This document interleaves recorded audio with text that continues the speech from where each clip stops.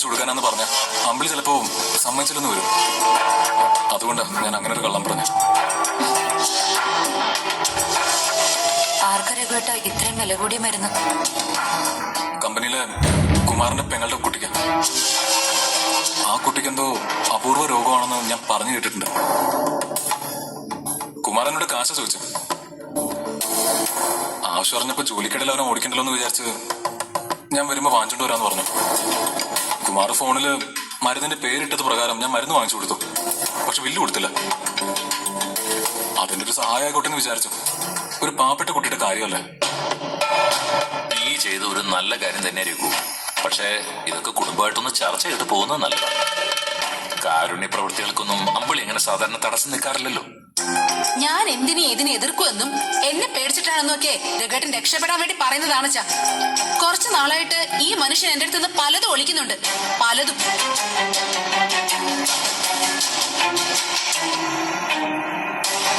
എന്റെ അമ്മാവ അമ്പിളി ഒളിക്കാനാണെങ്കിൽ ഞാൻ ആ ബില്ല് പോക്കറ്റിട്ടോണ്ട് നടക്കുമോ? കഴിഞ്ഞ ദിവസം രഘുവേട്ടന്റെ പോക്കറ്റിൽ നിന്ന് ഒരു ബില്ല് എനിക്കും കിട്ടിയല്ലോ. അതാർക്ക് വാങ്ങിച്ചു കൊടുത്തതായിരിക്കും? കമ്പനിയിലെ തിരക്കുകൾക്കിടയിൽ വേറൊന്നും ഓർക്കാൻ പോലും സമയമില്ലെന്നാ സത്യം. ജോലി കഴിഞ്ഞ് വന്ന ക്ഷീണം കൊണ്ട് വേഗം കിടക്കുകയും ചെയ്യും. അതാ അമ്മാവ ഒന്നും ചർച്ച ചെയ്യാൻ പറ്റാത്തത്.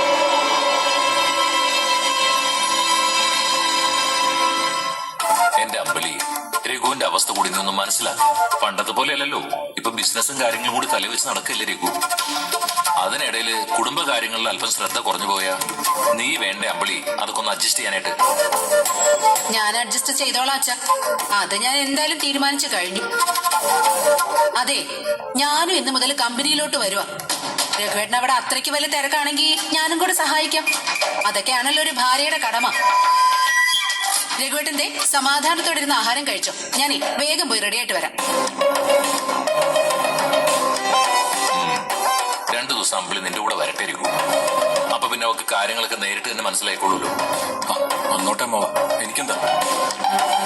ഞാൻ പിന്നെ ചീരന്റെ ഡെലിവറി കഴിയും വരെ അമ്പിളി ഇവിടെ ഉണ്ടാവുന്നത് നല്ലതല്ലെന്ന് വിചാരിച്ചിട്ടാ. അത് കുഴപ്പമില്ല രഘു. ഞാനും ഭാനുവമ്മക്ക് ഇവിടെ ഉണ്ടല്ലോ. നീ കഴിക്ക്. മോളെ ദോശ എടുത്തു കൊടുക്ക്.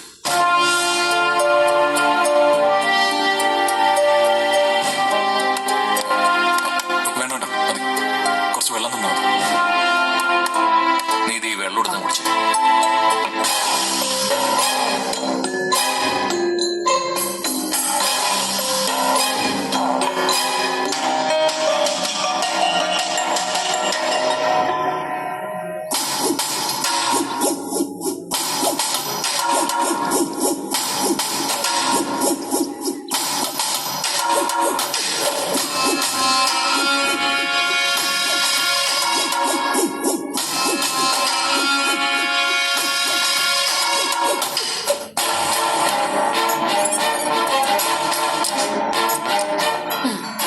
പറ്റില്ലല്ലോ. കുറച്ച് ദിവസമായി ഒരു ഒളിച്ചുകളി തുടങ്ങിയിട്ട്. എനിക്കൊന്നും മനസ്സിലാവുന്നില്ലെന്ന വിചാരം.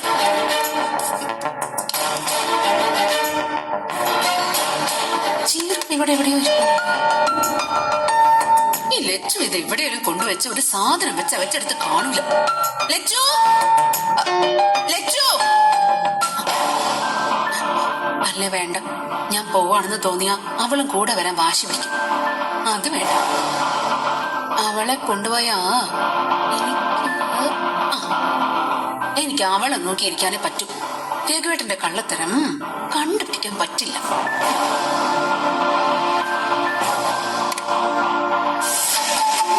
ഇല്ലെങ്കിലേ ലേറ്റ് ആവില്ല. ഞാൻ പറഞ്ഞില്ലേ, ഇറങ്ങാൻ തുടങ്ങുമ്പോഴാ അമ്പിളിയുടെ ഉറഞ്ഞു തുള്ളൽ. വേറെ വഴിയില്ലല്ലോ. അവളൊന്ന് ഒരുങ്ങിയിറങ്ങേണ്ട താമസമേ ഉള്ളൂ. ഞാൻ നേരെ കമ്പനിയിലേക്ക് വന്നോളാം. ശരിയെങ്കിലേ. രഘുവേട്ട, വെള്ളം.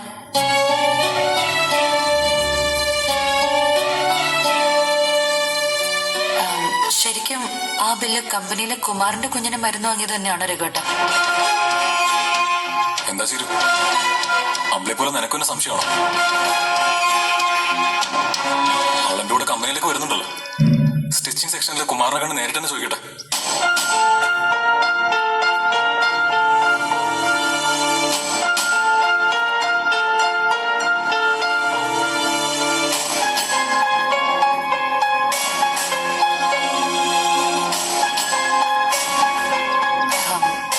കഴിഞ്ഞ ദിവസം രഘുവേട്ടന്റെ ഡ്രസ്സ് അലക്കാനെടുത്തത് ഞാനായിരുന്നു. അന്ന് വേറൊരു ബില്ല് എനിക്കും കിട്ടി. എന്ത് ബില്ല്? അതില് സ്വീറ്റ്സും ഫ്രൂട്ട്സും എല്ലാം കൂടി 1700 രൂപയുടെ ബില്ലായിരുന്നു.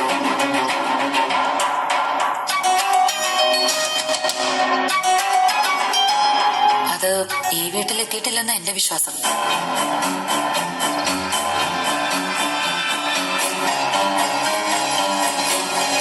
ആ ബില്ലിന്റെ കാര്യം നീ അമ്പിളിയോട് പറഞ്ഞു?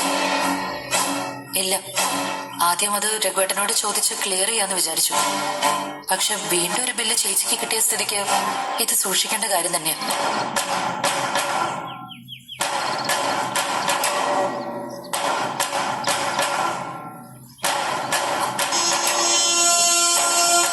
ചിരു, നിങ്ങളൊക്കെ കരുതും പോലെ ഞാൻ റോങ് ആയിട്ടൊന്നും ചെയ്തിട്ടില്ല. ഇതൊരു പ്രായശ്ചിത്തം മാത്രമാ, എന്റെ മനസ്സിനൊരു സമാധാനത്തിന് വേണ്ടി. അപ്പോ രഘുവേട്ടൻ ആദിയുടെ ഫാമിലിയെ പോയി കണ്ടു അല്ലേ? അതെ, എല്ലാ കാര്യവും ദാസങ്ങളിൽ അറിയാം. ആ മെഡിസിൻ അപ്പൊ എത്തിച്ചില്ലായിരുന്നെങ്കിൽ ആദിയുടെ കുഞ്ഞു ചിലപ്പോൾ മരിച്ചു പോവായിരുന്നു. അയ്യോ, അതെന്താ രഘുവേട്ടൻ അമ്പിളി ചേച്ചിയോട് തുറന്നു പറഞ്ഞ? ഈ ഒളിച്ചുകളിയല്ലേ രഘുവേട്ടൻ എല്ലാത്തിലും അപകടം. എടി, അമ്പിളിയുടെ സ്വഭാവം നിനക്ക് അറിയാവുന്നതല്ലേ. എന്റെ മാനസികാവസ്ഥ പറഞ്ഞ അവൾക്ക് മനസ്സിലാവില്ല. എല്ലാം അമ്പിളിയുടെ തലയിൽ കെട്ടിവെച്ചോ. ഇത്രയും കാലം നിങ്ങളുടെ മാനസികാവസ്ഥ ഞാൻ മനസ്സിലാക്കാത്തത് കൊണ്ടാണല്ലോ നിങ്ങൾക്ക് മാനസിക രോഗമൊന്നും പിടിപെടാത്തത്. എന്റെ കണ്ണിൽ ഒരു കരട് കുടുങ്ങിയ ഞാനത് അപ്പൊ തന്നെ എടുത്തു മാറ്റും. കാരണം കണ്ണിന് കാഴ്ചയില്ലാതെ മനുഷ്യന് ജീവിക്കാൻ പറ്റില്ലല്ലോ. കണ്ണുണ്ടായിട്ട് തന്നെ ജീവിക്കാൻ പറ്റുന്നില്ല.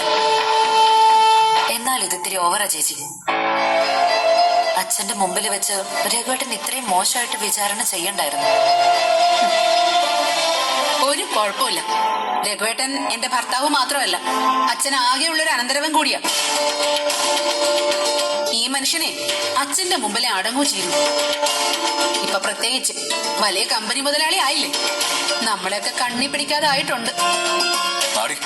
നിനക്കങ്ങനെ പലതും തോന്നും. എന്നെ വരട്ടാൻ ഒരു കാരണമില്ലാതിരിക്കുന്നില്ലേ. നീ വരണമെങ്കിൽ വാ, എനിക്ക് പോയിട്ട് വരെ പണിയുണ്ട്. ചിരു ലച്ചുമോളെ ഒന്ന് ശ്രദ്ധിച്ചോളേ. മക്കളടുത്ത് ഭാനുമ ഉണ്ടല്ലോ? ആ ഉണ്ട് ചേച്ചി. ഭാനുമ മുറിയിലുണ്ട്. പിന്നെ അച്ഛനും ഉണ്ടല്ലോ. ചേച്ചിക്ക് ലച്ചുവിന്റെ കാര്യം ഓർത്ത് ടെൻഷൻ ഒന്നും വേണ്ട. ചേച്ചി ഇനിയിപ്പോ അവിടെ ചെന്നിട്ട് രഘുവേട്ടന് കൂടുതൽ ടെൻഷൻ ഒന്നും കൊടുക്കാതിരുന്നാ മതി.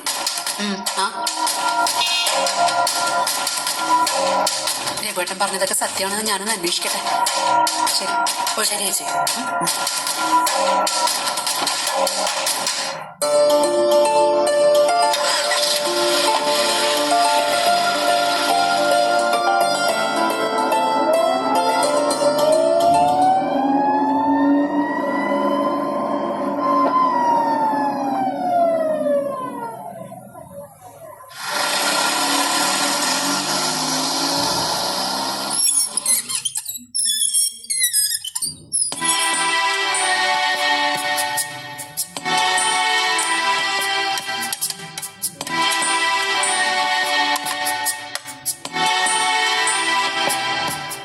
സുശീലേച്ചിക്ക് പകരം അനുപമയെ സ്ഥാനാർത്ഥിയാക്കിയെന്ന് കേട്ടല്ലോ ചേച്ചി. ശരിയാണോ? ആ സ്ത്രീ എന്റെ അവസരം ഇല്ലാതാക്കാൻ വേണ്ടി അനുപമയെ നിർബന്ധിച്ചു കൊണ്ടുവന്ന് നിർത്തിയതല്ല. അല്ല, ദേക്കിപ്പോ പ്രശ്നമൊന്നും ഇല്ലെന്ന് തോന്നല്ലേ? അവക്കിനി എന്ത് പ്രശ്നം ഉണ്ടാവാനാ? തെരഞ്ഞെടുപ്പിൽ ജയിച്ച അവിടെ ചേച്ചി പിന്നെ പഞ്ചായത്ത് പ്രസിഡന്റ് അല്ലേ? എന്റെ ചേച്ചി പഞ്ചായത്ത് പ്രസിഡന്റ് ആയാലും ഇല്ലെങ്കിലും എനിക്ക് ഒരുപോലെയാ. പിന്നെ സുശീലാന്റെയേക്കാൾ യോഗ്യത ആ സ്ഥാനത്തേക്ക് മത്സരിക്കാൻ എന്തായാലും അനുചേച്ചിക്കുണ്ട് അല്ലേ വാസനേച്ചി? അത് ഞങ്ങളൊക്കെ ആദ്യമേ അംഗീകരിച്ചതായിരുന്നല്ലോ. ഒരു യോഗ്യതയും ഇല്ലാത്ത സുശീലേച്ചിയെ നിർത്തിയതിലെ എനിക്കും പരാതിയുള്ളൂ. അതെ, അവരുടെ അധികാരമോഹത്തിന് ഒരടി കൊടുക്കേണ്ടത് അത്യാവശ്യമായിരുന്നു. പക്ഷേ ആ സ്ത്രീയുടെ നിർബന്ധത്തിന് വഴങ്ങിയ അനുപമ ഇപ്പൊ മത്സരിക്കുന്നത്. നാളെ അനുപമ സുശീലേച്ചിയുടെ ചരടിൽ ചലിക്കുന്ന പാവയായി പോവോന്നായി എനിക്ക് സംശയം. എങ്കിൽ അനുചേച്ചിയെ ഞാൻ സോഷ്യൽ മീഡിയയിലൂടെ പൊളിച്ചെടുക്കും. സുശീലാന്റി ആയിട്ടെ എന്റെ ചേച്ചി ഒരു ബന്ധവും വെക്കുന്നത് എനിക്കിഷ്ടമല്ല. എങ്കിൽ നീ ആദ്യം അനുപമയെ മത്സരിക്കുന്നതിൽ നിന്ന് പിന്തിരിപ്പിക്കണം. അനുപമ മത്സരിക്കുന്നെങ്കിലേ പ്രചരണത്തിന് ഇറങ്ങുന്നത് സുശീലേച്ചി ആയിരിക്കും എന്ന കാര്യം ഉറപ്പാണേ. സുശീലേച്ചി ഒഴിവാക്കിയ പോലെ പാർട്ടിക്കാരെ അനുപമയെ ഒഴിവാക്കില്ലേച്ചി. കാരണം അനുപമ മത്സരിച്ചാലേ വാർഡിലെ വിജയം ഉറപ്പാ.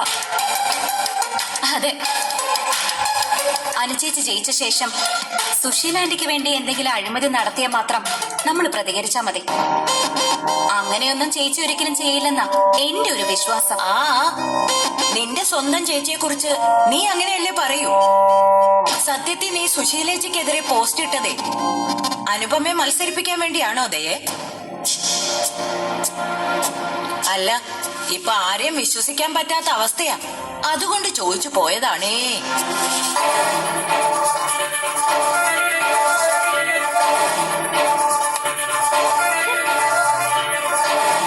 വാസന്തി ചേച്ചിക്ക് സീറ്റ് കിട്ടാത്തതിന്റെ വിഷമോ. എനിക്കിപ്പോ ഇതിൽ എന്ത് ചെയ്യാൻ പറ്റും അല്ലേ?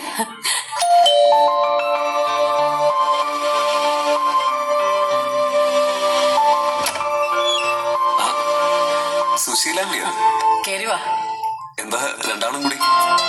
സീറ്റ് നഷ്ടപ്പെട്ടതിന് ദയോട് ചോദിക്കാൻ വന്നതാണോ? അയ്യോ, സുശീലയ്ക്ക് അതിന്റെ ആവശ്യം ഒന്നുമില്ല ശബരി. ഞാൻ മത്സരിച്ചില്ലേലും എന്റെ വീട്ടിൽ നിന്ന് ഒരാൾ മത്സരിക്കാനുണ്ടല്ലോ, എനിക്കത് മതി. ഞങ്ങള് വന്നതേ ദയയും വാസന്തിയെയും അനുപമയുടെ പ്രചരണത്തിന് ഇറങ്ങാൻ ക്ഷണിക്കാൻ വേണ്ടിയാ. ആണോ? വാൻഡി വാ. ഓ, കേറ്. വാ സുമാരി വാ. വാൻഡി ഇരിക്കി. ആ വാ സുമാരി. ആ നമസ്കാരം രാമനാഥ സാറ്. നമസ്കാരം നമസ്കാരം. ആ ഇത് സുകുമാരി, പാർട്ടിയിലുള്ളതാ. ഇരിക്കാൻഡി. ആ പിന്നെ വാസന്തി സുകുമാരിയും ഒക്കെ പാർട്ടിയിൽ ഒന്നിച്ച് പ്രവർത്തിക്കുന്നവരാ. എന്താണാവോ പ്രത്യേകിച്ച്? ഇവര് ദയയും വാസന്തി ചേച്ചിയും പ്രചരണത്തിന് ക്ഷണിക്കാൻ വേണ്ടി വന്നാച്ചാ. വാസന്തി പാർട്ടിയിലുള്ളതാണല്ലോ. ദയ പോകാൻ തയ്യാറാവോ ശബരി? എനിക്കറിയില്ല അച്ഛാ. ഇവര് ചോദിച്ചിട്ട് പോവാണെങ്കിൽ പോയിക്കോട്ടെ. അതിനുള്ള സ്വാതന്ത്ര്യം അവൾക്കുണ്ടല്ലോ. അത് ശരിയാ. നമ്മളാരുടെ സ്വാതന്ത്ര്യത്തിൽ കൈ കടത്തണ്ടല്ലോ. അതെ. എന്നാ പിന്നെ നിങ്ങൾ സംസാരിക്കുക. ഞങ്ങള് മാറിത്തരണമെങ്കിൽ മാറിത്തരാം. അയ്യോ അതൊന്നും വേണ്ട. ആ സുകുമാരി, നിന്നെ പാർട്ടി ഏൽപ്പിച്ച കാര്യം നീ വാസന്തിയോട് പറ. വാസന്തി, ഇന്ന് മീറ്റിംഗിൽ പങ്കെടുക്കാതിരുന്നതിന് പാർട്ടി വിശദീകരണം ചോദിച്ചിരിക്കുക. വനിതാ വിഭാഗത്തെ പ്രചരണ രംഗത്ത് ഇറക്കാൻ പാർട്ടി ചുമതലപ്പെടുത്തിയത് വാസന്തിയല്ലേ? അതിന് ഞാനെപ്പോഴും പാർട്ടി ഓഫീസിൽ വന്നിരിക്കേണ്ട കാര്യമുണ്ടോ? സ്ഥാനാർത്ഥി നാമനിർദ്ദേശ പത്രിക കൊടുക്കട്ടെ, എന്നിട്ട് പ്രചരണത്തിന് ഇറങ്ങിയാ പോരെ. ഇനി സ്ഥാനാർത്ഥിക്ക് മാറ്റം ഒന്നും ഉണ്ടാവില്ല വാസന്തി. അതുകൊണ്ട് അനുപമയ്ക്ക് വേണ്ടി ഇപ്പോഴേ പ്രചാരണം തുടങ്ങിക്കോളാൻ പറഞ്ഞിരിക്കുക പ്രസിഡന്റ്. വാസന്തി തന്നെ മുന്നിൽ നിന്ന് പ്രചരണം നയിക്കണമെന്നാ ഞങ്ങളുടെയൊക്കെ ആഗ്രഹം. ദയും ചേച്ചിക്ക് വേണ്ടി പ്രചരണത്തിന് ഇറങ്ങണം. അല്ല, അനുപമയ്ക്ക് സീറ്റ് കിട്ടാൻ കാരണം പോലും ദയാണല്ലോ. ഞാൻ അനുചേച്ചിക്ക് സീറ്റ് കിട്ടാൻ വേണ്ടി ഒന്നും ചെയ്തില്ല. യോഗ്യതയില്ലാത്തവര് അങ്ങനെ ഒരു സീറ്റിൽ എത്താതിരിക്കാനാ ചെയ്തിട്ടുള്ളത്. ആയിക്കോട്ടെ. നിന്റെ ചേച്ചി എനിക്കുണ്ടാക്കി തന്ന യോഗ്യത നീ അങ്ങ് ഇല്ലാതാക്കി. ഞാൻ അത്രേ അതിനെ കരുതുന്നുള്ളൂ. ആ എന്നെ പോലെ ചിന്തിക്കാനേ നിനക്കും കഴിയണം. നിന്റെ ചേച്ചിയെ നീ ജയിപ്പിക്കണം. അത് പറയാനും കൂടിയാ ഞങ്ങളിപ്പോ വന്നത്. അത് നീ ചെയ്യണതേ. അനുപമ ഈ ഇലക്ഷനിൽ ജയിച്ചില്ലെങ്കിൽ നീ സുശീലയ്ക്ക് ആ സീറ്റ് നഷ്ടപ്പെടുത്തിയതിന് ഒരർത്ഥവും ഇല്ലാതായി പോകും. അല്ലേ ശബരി? അതെ അതെ അതെ. അല്ല, നിന്റെ മികവേ അതിലും കൂടി ഒന്ന് കാണിക്കുന്നേ. അതല്ല, എന്നെ പുകഴ്ത്തിപ്പാടിയ അനുപമയെ വിജയിപ്പിക്കരുതെന്നും പറഞ്ഞ് നീ വീണ്ടും പോസ്റ്റ് ഇടുവോ?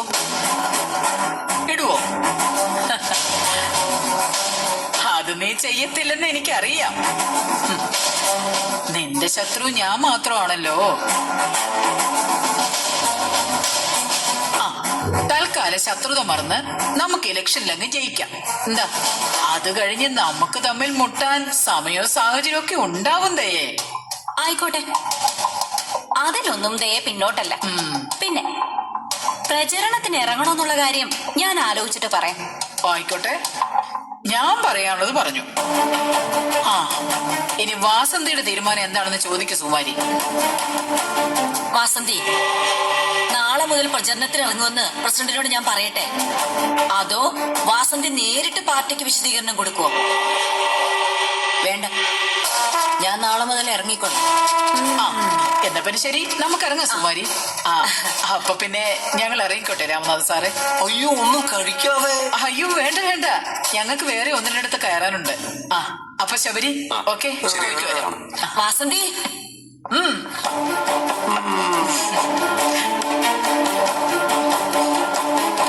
ശ്ശേ.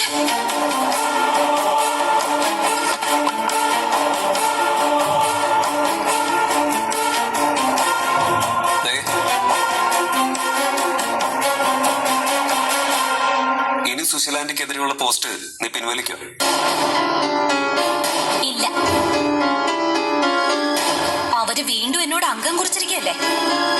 അവരെ തുറന്നു കാട്ടാനുള്ള ഏത് അവസരവും ഞാൻ ഇനി ഉപയോഗപ്പെടുത്തും. ഹ, അതെ, അതിന്റെ പേരിൽ അനുചയിച്ച് തോറ്റാലും എനിക്കൊരു പ്രശ്നവുമില്ല.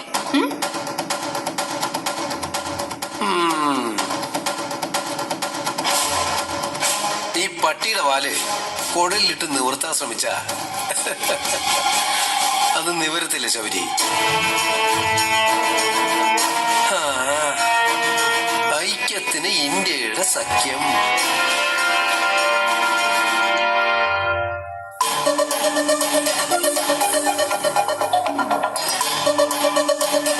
രഘു, അമ്പിളിയുടെ ഈ സംശയവും തെളിവെടുപ്പൊക്കെ നിനക്കുള്ള ഒരു മുന്നറിയിപ്പായിട്ട് ഞാൻ കണ്ടു. ഈ പരീക്ഷണത്തിൽ നീ ജയിക്കും, പക്ഷേ എപ്പോഴും ജയിക്കണമെന്നില്ല.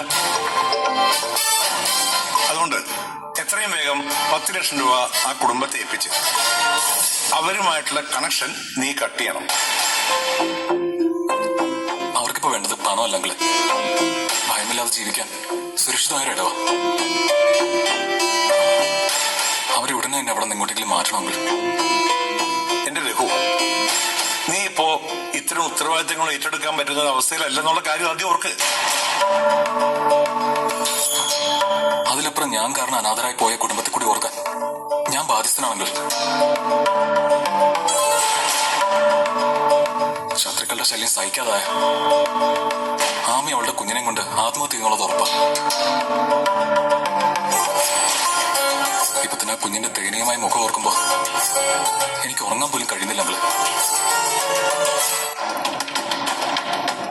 അങ്കിള്, നമ്മൾ അവർക്ക് കൊടുക്കാൻ വേണ്ടി മാറ്റിവെച്ച 10 ലക്ഷം രൂപയില്ലേ, അതിനകത്തു നിന്നുള്ള സഹായം മാത്രമേ നമ്മൾ അവർക്ക് ചെയ്തു കൊടുക്കേണ്ടതുള്ളൂ.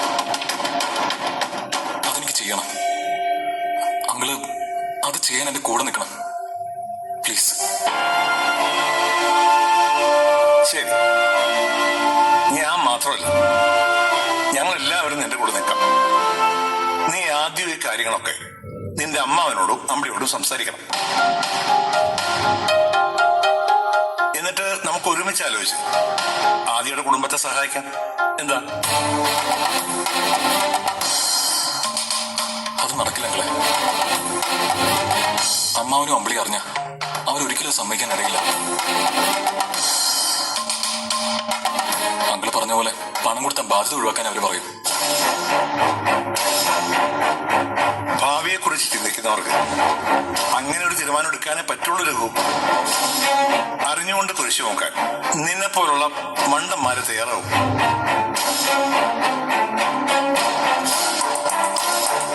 എല്ലാരും ഒരുപോലെ ബുദ്ധിമാന്മാരാവണമെന്നില്ലല്ലോ അങ്കിള്. എന്നെ മുന്നോട്ട് നയിക്കുന്നത് എന്റെ മനസ്സാ. ആ മനസ്സ് പറയുന്ന കാര്യങ്ങൾ ചെയ്യാൻ കഴിഞ്ഞില്ലെങ്കിൽ ഞാൻ പിന്നെ എന്തിനാ അങ്കിളെ ആണെന്ന് പറഞ്ഞു നടക്കുന്നത്? അങ്കിൾ എന്റെ കൂടെ നിന്നില്ലെങ്കിലും ഈ കാര്യം അമ്മാവനെ അമ്പിളിയൊന്നും അറിയിക്കാതെ എങ്കിലും ഇരിക്കണം. ആമയും കുഞ്ഞിനെ പുതിയൊരു ഷെൽട്ടറിലേക്ക് മാറ്റുന്നവരെങ്കിലും.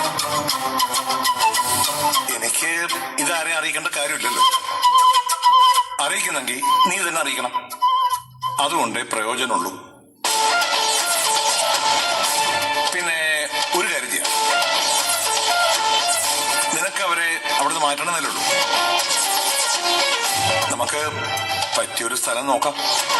സുഖമില്ലാത്ത കുഞ്ഞുള്ളല്ലേ, അതിന്റെ ചികിത്സയ്ക്കും കൂടി പറ്റുന്ന ഒരു സ്ഥലം കണ്ടുപിടിക്കുന്നതാണ് നല്ലത്. കുറച്ച് സമയമെടുത്തിട്ടാണെങ്കിലും നമുക്ക് കണ്ടുപിടിക്കാം. പിന്നെ അതിനു മുമ്പ് നീ എടുത്തിയാടി അവരെ വിളിച്ചുകൊണ്ടുവരാനൊന്നും നിൽക്കണ്ട. ഏയ് ഇല്ലെങ്കിൽ ഞാനിനി അങ്കിൾ അറിയാതെ ഒരു തീരുമാനം എടുക്കില്ല. എല്ലാം ഞാൻ അങ്കിളിന് വിട്ടുവന്നിരിക്കുന്നു. ആ അമ്മയും കുഞ്ഞിനെയും എങ്ങനെയെങ്കിലും അവിടെ നിന്ന് രക്ഷിച്ചാൽ മാത്രം മതി. നമുക്ക് നോക്കാം. അങ്കിൾ ആ എന്തായാലും നിന്റെ എൻക്വയറിയൊക്കെ എവിടം വരെ? നമ്മുടെ സംശയങ്ങൾ എപ്പോഴും ക്ലിയർ ചെയ്ത് പോകുന്നതല്ലേ അങ്കിളെ നല്ലത്.